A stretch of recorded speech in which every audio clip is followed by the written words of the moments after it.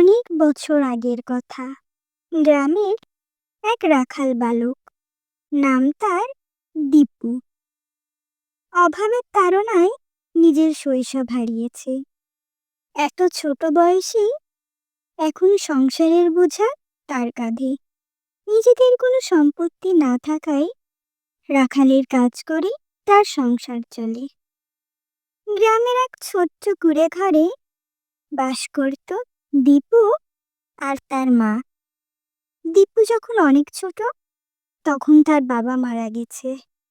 তারপর থেকেই সংসারের সব দায়িত্ব দীপুর কাঁধে। দীপুই তার মায়ের একমাত্র অবলম্বন।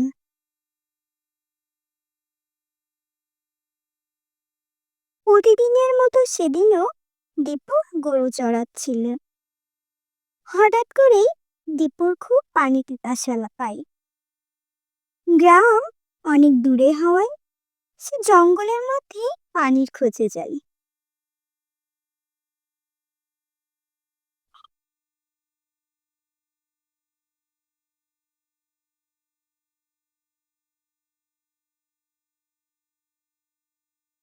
খুঁজতে খুঁজতে জঙ্গলের মধ্যে সে একটা ছোট্ট নদী খুঁজে পেল।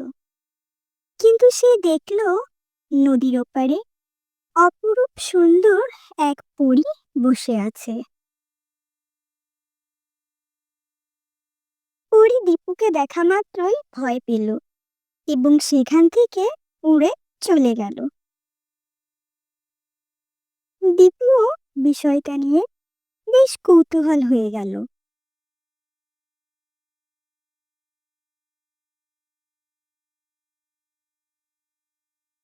বাড়িতে এসে দীপু দীপুর মাকে সেই জঙ্গলে পরীর কথা বলল। দীপুর মা দীপুর কথা শুনে বলল, তুমি ভয় পেও না, জঙ্গলে এরকম অনেক ভালো পরী ঘুরে বেড়ায়। তারা জঙ্গল ফুল অনেক পছন্দ করে, কিন্তু তারা মানুষের কোনো ক্ষতি করে না। মায়ের কথা শুনে পরের দিন দীপু আবার সেখানে গেল, কিন্তু এবার সেখানে সে আর পরীকে দেখতে পেল না।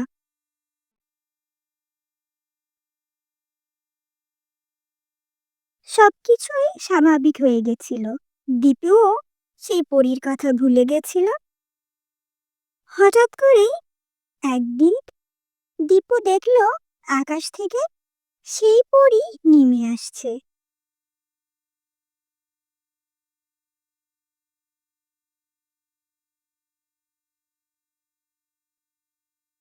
পরী এসে দীপুর সামনে দাঁড়ালো এবং দীপুর সাথে কথা বলতে শুরু করলো। পরী বলল, আমি অনেকদিন ধরে তোমাকে এখানে দেখি, তুমি অনেক ভালো। আমার নাম সুপরি, তুমি কি আমার বন্ধু হবে? পরী এত সুন্দর ছিল যে দীপু পরীর কথা ফেলতে পারেনি। দীপু তার বন্ধুত্বের হাত বাড়িয়ে দিল। তারপরে পরী দীপুকে একটা ফুল উপহার দিল এবং সেখান থেকে চলে গেল।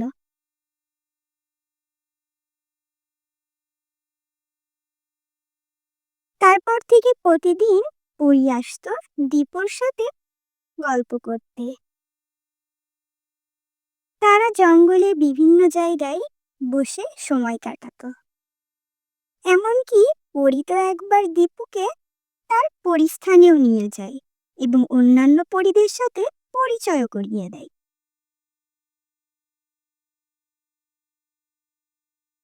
সবকিছু বেশ ভালোই কাটছিল দীপুর।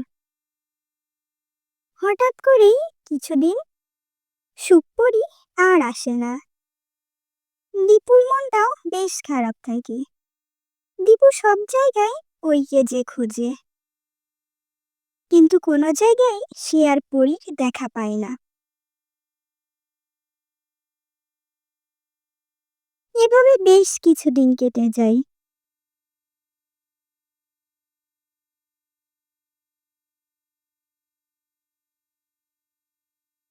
একদিন হঠাৎ করেই দীপুর সামনে এসে হাজির হলো অন্য এক পরী। তাকে দেখেও দীপু খুব খুশি হয়ে গেল। সে ভাবলো হয়তো সুপরি কোনো খবর নিয়ে এসেছে সে। সেই পরই এসে দীপুকে জানালো জঙ্গলের মধ্যে এক তান্ত্রিক সুখপরীকে বোতলের মধ্যে বন্দি করে আটকে রেখেছে। সেখানে যেই পরী যাবে তান্ত্রিক তাকেই আটকে রাখবে। একমাত্র দীপুই পারবে সুখপরীকে উদ্ধার করতে। পরীর কথা শোনা মাত্রই দীপু রাজি হয়ে গেল সুখপরীকে উদ্ধার করতে যাওয়ার জন্য। দীপু তার সাথে করে তার সবথেকে রাগী এবং হিংস্র গরুটাকে সাথে নিল।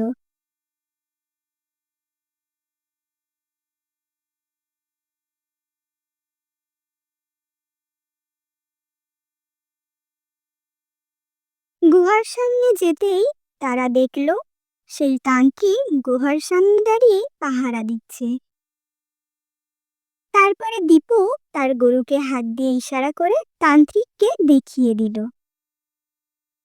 গরু খুব রাগ এবং আক্রোশ নিয়ে তান্ত্রিকের ওপর আক্রমণ করলো। আর এই সুযোগে দীপু গুহার মধ্যে চলে গেল।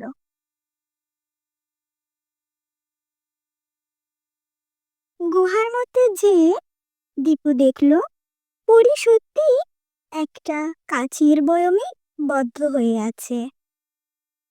দীপু একটা লাঠি নিয়ে সেই কাচের বোতল জোরে জোরে আঘাত করে ভেঙে ফেলল।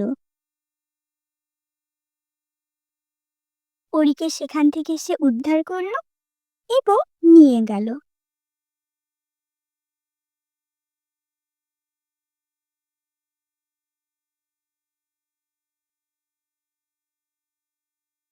পরীর জীবন বাঁচানোর জন্য দীপুর উপরে পরী অনেক খুশি হয়ে গেল এবং উপহার হিসাবে দীপুকে একটা গাভী এবং নতুন বাড়ি উপহার দিল।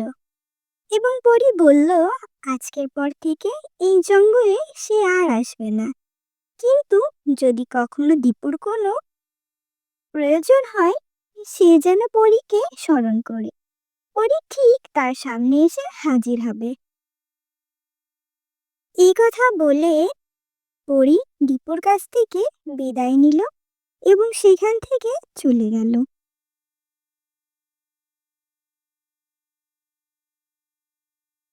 পরীর উপহার পেয়ে দীপু আর দীপুর মায়ের সব অভাব অনটন দূর হয়ে গেল এবং তারা সুখে শান্তিতে জীবন কাটাতে থাকলো। এখন থেকে প্রতিদিন শিক্ষণীয় কার্টুনের পাশাপাশি প্রতি শুক্রবার তোমাদের জন্য থাকছে এইরকম মজার মজার সব কার্টুন। দেখতে চাইলে অবশ্যই থাকতে হবে আইরিনস স্কুলের পাশে। আজকে তাহলে এই পর্যন্তই। আল্লাহ হাফেজ।